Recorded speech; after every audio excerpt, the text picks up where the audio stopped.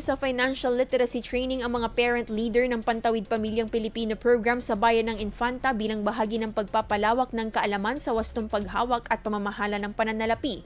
Pinangunahan ang pagsasanay ng Municipal Social Welfare and Development Office katuwang ang Municipal Operations Office. Tinalakay sa aktibidad ang kahalagahan ng disiplina sa paggastos, tamang pagbabudget at maayos na pamamahala ng kita upang matulungan ng mga pamilya na maging mas handa sa mga hamon sa ekonomiya. Ayon sa lokal na pamahalaan, layunin ng programa na mapalakas ang kakayahan ng mga magulang sa pagpaplano para sa pangmatagalang pangangailangan ng kanilang pamilya at maisulong ang mas matatag na kabuhayan. Bahagi rin umano ito ng pagpapatupad ng mga programang nakatuon hindi lamang sa agarang ayuda kundi maging sa pagbibigay ng kasanayan at kaalamang makatutulong sa pangmatagalang pag-unlad ng mga benepisyaryo. IFM News. IFM News. IFM News.